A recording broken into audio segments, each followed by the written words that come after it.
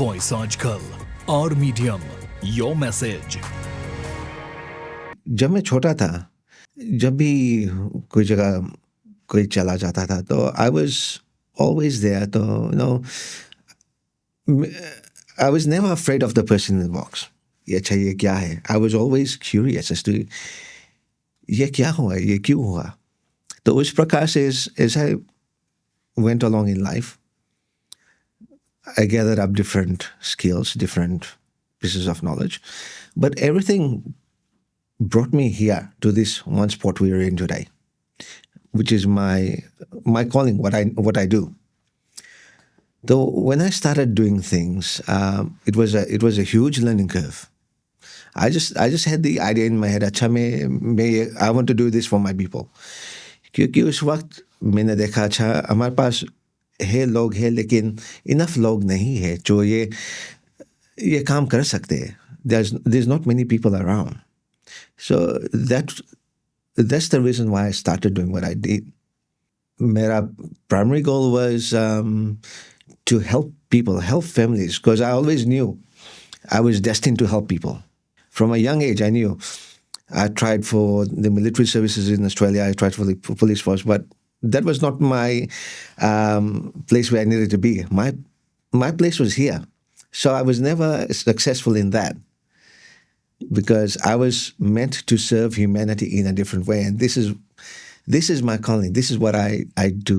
And it gives me a lot of happiness in जब मैं कोई family का I help them along in this ये difficult time in their lives. ये जो हमको ये जो खुशी मिलती है, जो आशीर्वाद हमको मिलते हैं, that makes me very happy. One is you should have that feeling of being there कि हम आए हैं आपकी मदद करने. I'm here to help you. Yes, this is a rough time for you. You don't know me, I don't know you. But I'm here to help you. And when you have that feeling inside you, you automatically tune into the other person's state of mind, knowing what they are thinking, how they're thinking, what their pain point is. Of course, their pain point is that one person and they have lost. What they need from you at that point is to take away that worry of saying, hey, हमारा बंदा तो चला गया है. Now, what do we do? So that's why they have called me, because I am the expert. I know what's to be done. So उस बार में I'll sit with them, discuss करते हैं, अच्छा हम क्या कर, आप क्या चाहते हैं, ऐसा फैमिली आप क्या चाहते हैं, what do you want done. तो different families के different requirements होते हैं. Some are simple, some are very complex. So we deal with all that. I start making my notes. Then when I'm satisfied, अच्छा ठीक है कि family जानती है वो उसको क्या, उनको क्या चाहिए. Then I basically converse with them saying, hey, आपको ये चाहिए ना. तो which is overwhelmingly most of the time yes. तो उस तरह से वो लोग जान जाते कि अच्छा ये बंदा आया है, ये हमको मदद करेंगे ना. A lot of time क्या होता है, this is the first instance in their family कि ये ऐसा कुछ हादसा हुआ उनके साथ. तो they have got no expectations. The only thing they know, okay, if they've been to funerals in the past, कि अच्छा हम वहाँ गए थे, पंडित जी कुछ बोल रहा था, वहाँ पे एक कॉफिन बॉक्स थी, स्पीचेस चल रहे थे, ये चल रहे, लेकिन वो लोग नहीं जानते कि जब ये बंदे चला गया, वो ऑटोमेटिकली कैसे आ गए वहाँ बॉक्स में, क्या हुआ है, वो पीछे क्या हुआ है, वो काम किसने किया है. तो आदमी लोग ये नहीं जानते हैं ना, इसलिए वो मुझे बुलाते. तो then what I go through is I go through the entire process with them. मैं बोलता हूँ कि अच्छा हम ये करेंगे, this is what gets done. We bring आपकी माँ, आपके बाप, आपके भाई, आपके बहन, we'll bring them into our care. We'll take care of them and then we'll present them on the day for the funeral. इन बीच हमको ये काम करना है, वो काम करना है, तो मैं वो लोग को गाइड करता हूँ कि अच्छा इस दिन हम ये करेंगे, इस दिन ये करेंगे. whether funeral 2-3 दिन में है या 2 वीक में है, Sometimes it depends, you've got family coming in from overseas, तो हमको रोकना पड़ता है. वीज़ा नहीं मिल रहा है. That's another complexity. उनको आने के लिए वीज़ा नहीं मिल रहा है, तो I've got to help the family talk to the migration agents, trying to get them a visa coming in. So I've got to do all those behind the scenes work as well. I do take care of everything. 100%. I'm basically a one-stop shop. आप मेरे पास आए, you will only deal with me. You will not deal with anybody else. I will make sure that everything gets done. अच्छा, जब हम Hindu funeral plan करते हैं ना, हमारी when the funeral happens, the main thing is वो जो हम अग्नि देते हैं. अगर हमने अग्नि ना दी, तो it's not counted as a Hindu funeral.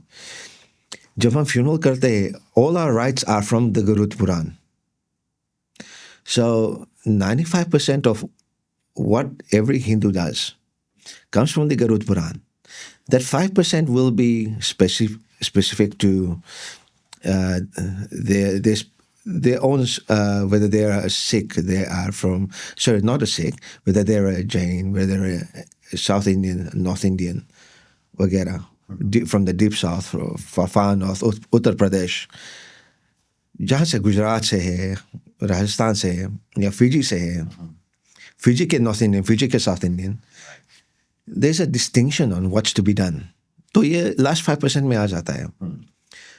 तो my job is to make sure कि all my services run in conjunction to ये पंडित जी क्या, उनके पंडित जी क्या बोलते हैं. Because the Pandit ji will have a chat with me saying हमको ये करना है. जो final points है, like for a Gujarati family it will be very different to what a North Indian family does, to what a South Indian family does. Gujarati family will come home, will do everything at home. The setup will be different at home. But जो shloka, जो पंडित जी पढ़ते हैं, whatever the Brahman is reciting, will generally be the same. तो फिर हम north Indian house में जाते हैं, वहाँ पे भी हम लाते हैं, शो को घर पे लाते हैं, वहाँ पे पूजा होती है, करीबन half an hour to an hour लगता है पूजा में. So पूजा हो जाती है, family members get to spend time at home. शांत से वो कार्य हो जाता है.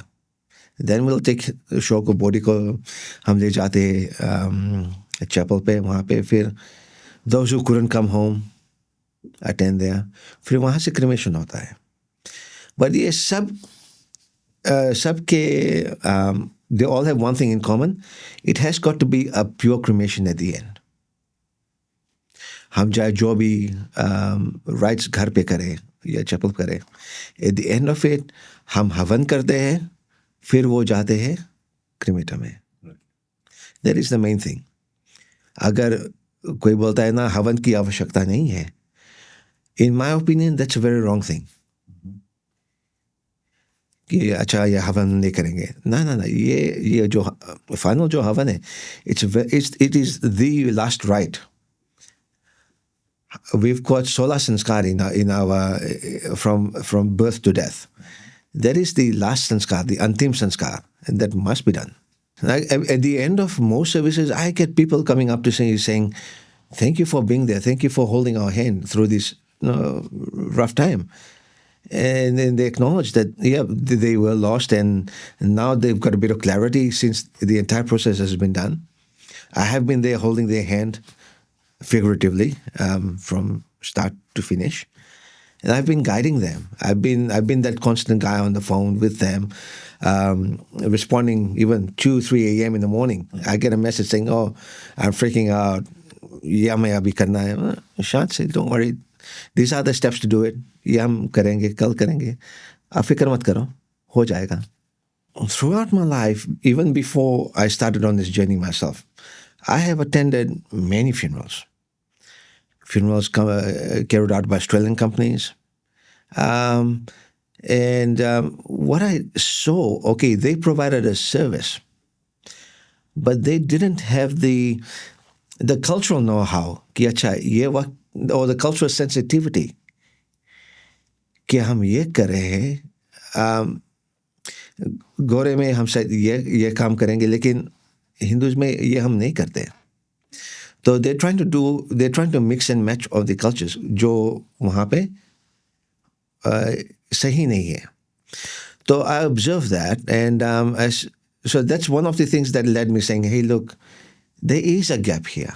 There is a knowledge gap. There is a gap of feeling, a gap of coming from that particular cultural background. I have done funerals for preterm babies, leading to adults of over 100 years old, and everything in between. The common thing is, हमारे ग्रंथों में कहा जाता है ना कि आप यहाँ पे आते हैं कर्म के साथ. आप अपनी जिंदगी जीते हैं, अपना कर्म करते हैं. You get the कर्म and you lose कर्म. There is no bad कर्म, there is no good कर्म. कर्म is कर्म. So you'll come, you will spend your life. Once that कर्म is finished, it's like a level in a video game. You're playing that level. The level finishes. You've got to go to the next level. ये जो पृथ्वी है, ये एक level है. तो हम यहाँ पे आते हैं, अपना गेम खेलते हैं. शायद you may be 4 years old और आपका गेम खत्म हो गया. You might be 45 and you've just started a family. आपका लेवल खत्म हो गया, and you've left behind a wife, 2 kids.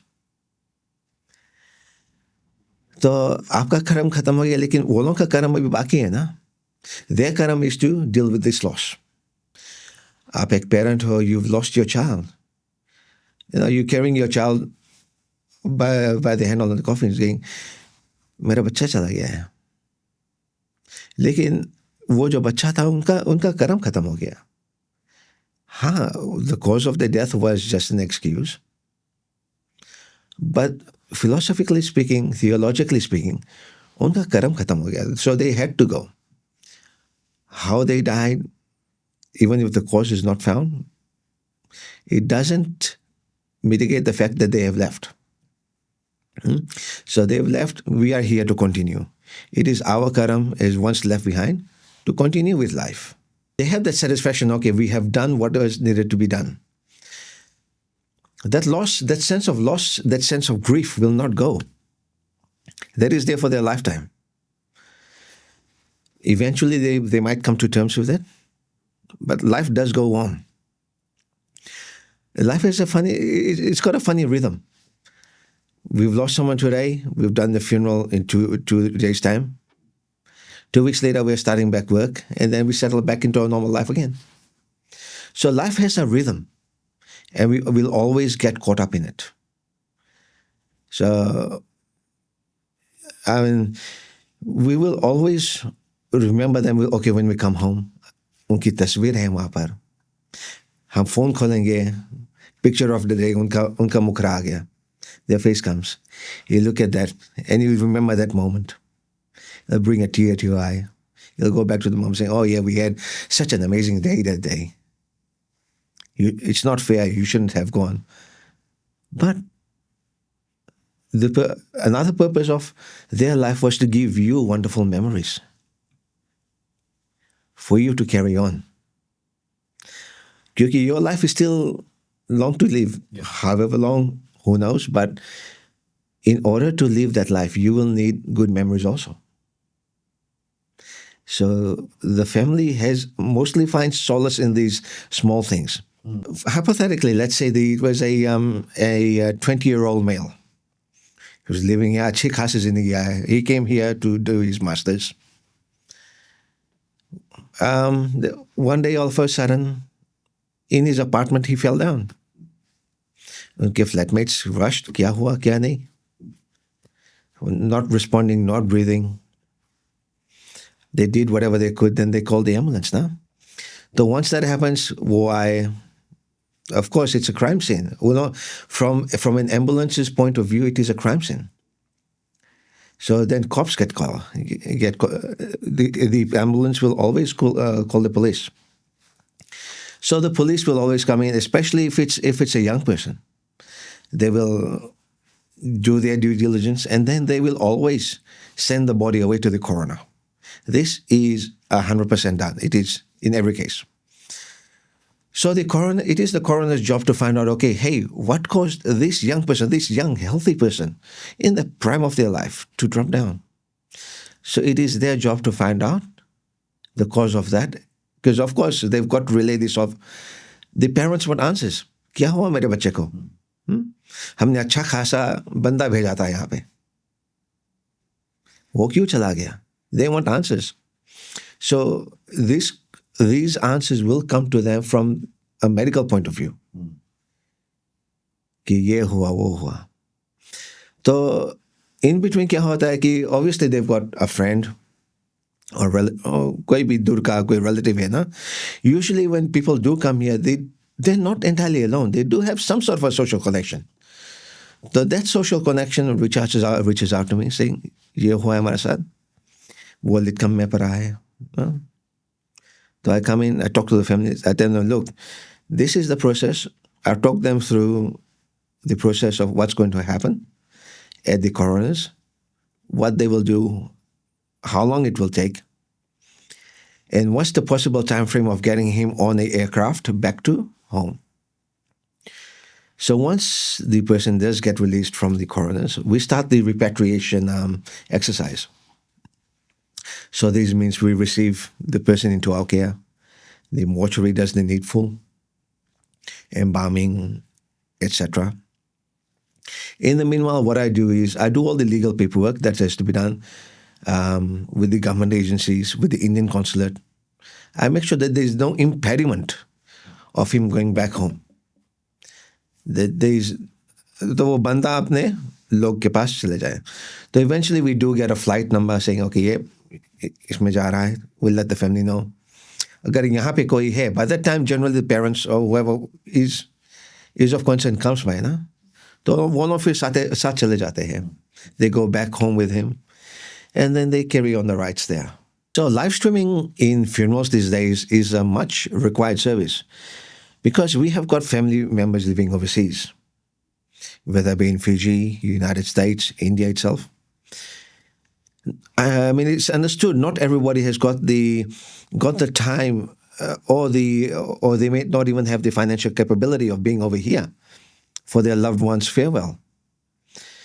So, what live streaming does, it helps them be there in that moment of grief with the extended family, saying, "I'm here. I'm seeing my loved one go away." This also gives them a sense of closure. So, live streaming, in a way, is a closure tool for families. When I started the business, I did start it as a community-based thing. So obviously, I had to advertise a lot. I had to get let people know. Coincidentally, when I got in the industry, my mother wouldn't hear a bar of it. She said, "No, you're not going to be doing anything like this." But then when she understood that, hey, look, this is what he's meant to do, she became my biggest sponsor. So she'd be talking to people. I mean, my mom talked a lot about it. But in the meantime, I had, coincidentally, back in those days, I spoke to Navneet ji, and he got me in Fiji Times. So the Fiji Times being the local community newspaper, so he got me in there. We did an interview, did a small video shoot, which helped me quite a bit. So from there, I started doing one funeral, two funerals. Then word of mouth started going out, saying, "Oh, there's a new person. He does things." So then people were curious. As you attend a funeral done by me, you see how I operate. And then people take a card or two, and then from there, word of mouth grows.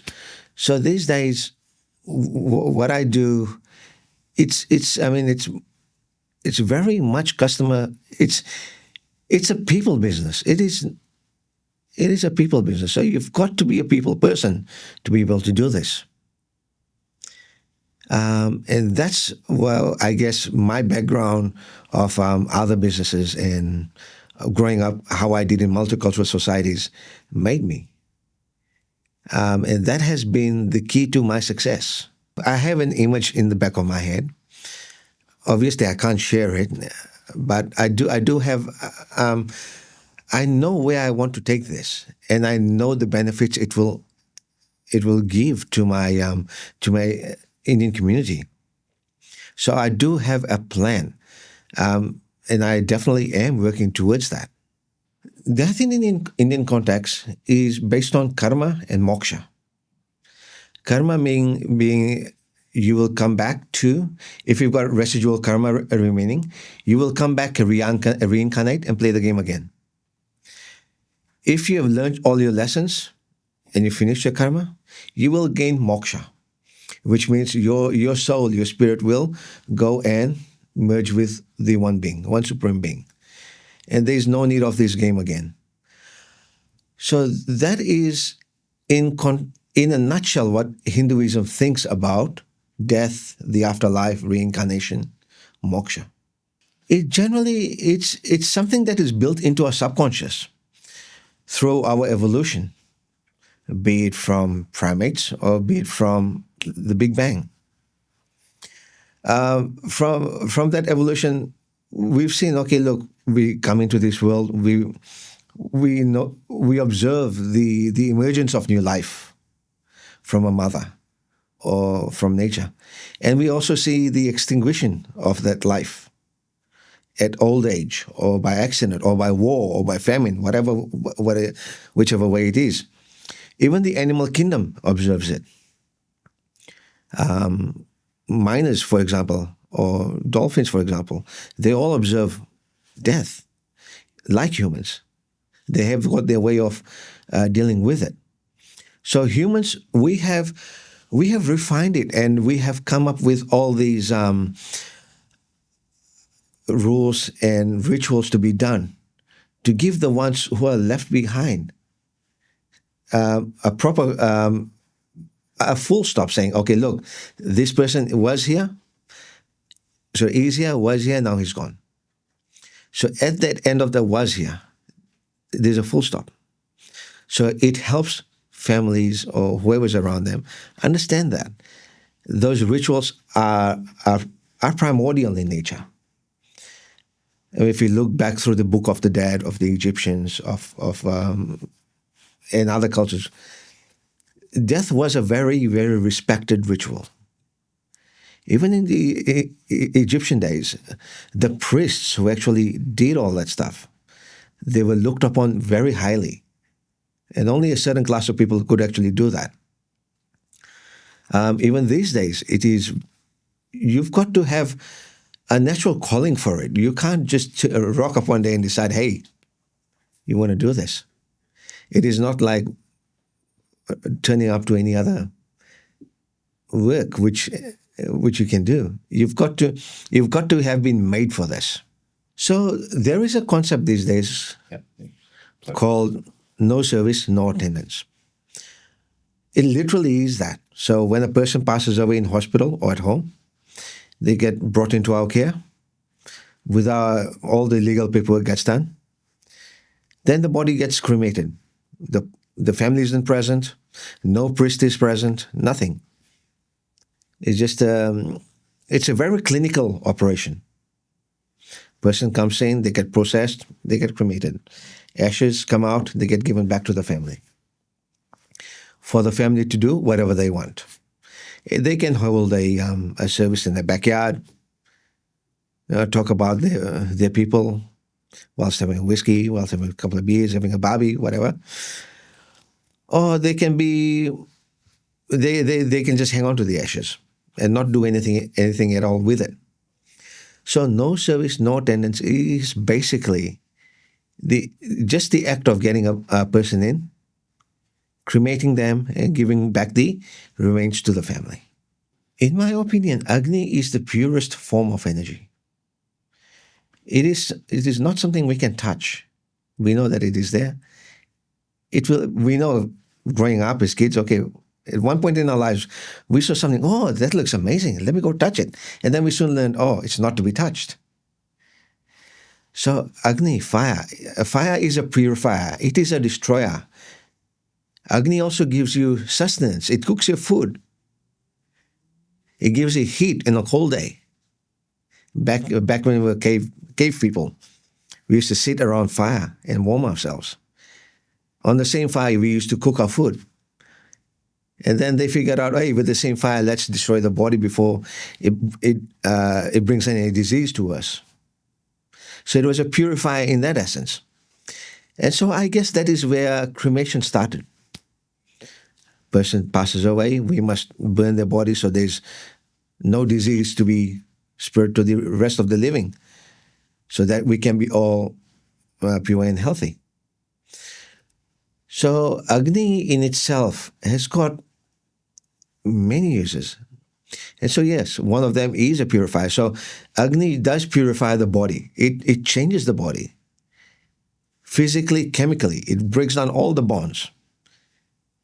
It renders a person back to what they came with, carbon. We were created out of carbon, we'll end up as carbon. So in Australia, the use of wood is not allowed. It is illegal. It has been from day one. Wood fires are not permitted to cremate. We Indians refer to a cremation oven as electric.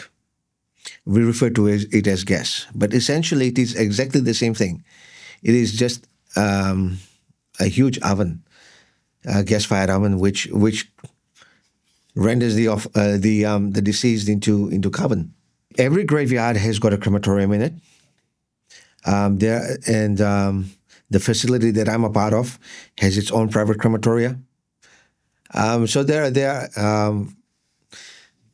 are roughly 5 or 6 different crematoria in Sydney that are used at any given. So these are all gas operated. None of them are done with wood. But obviously in India they still use wood. So to satisfy that component, in the end, when we do the havan on top of the coffin before it goes in the cremator, a piece of wood which is alight is taken out and put on top of the coffin to satisfy that. Namaskar, Sat Sri Akal, Kem Cho. My name is Jainesh Jogia. I founded and I own Agnee Funeral Services. I have been working with the Indian community for the last 4 years, taking care of funeral needs for those departed. Agnee Funeral Services was founded on one purpose only, to help grieving families not worry about what happens in the funeral. I will take care of everything. All you have to do is call upon me and consider everything done. So Agnee Funeral Services was set up about 5 years ago.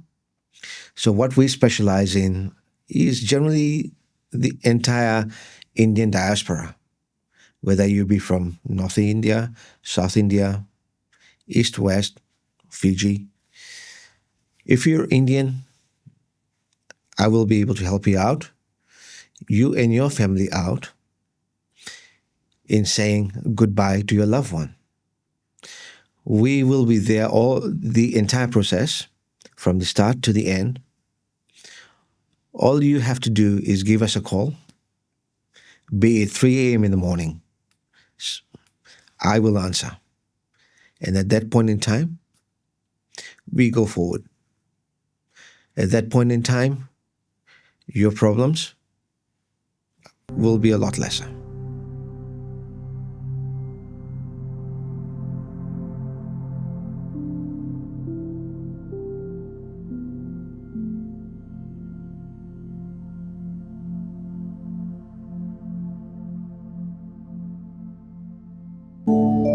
VG Times.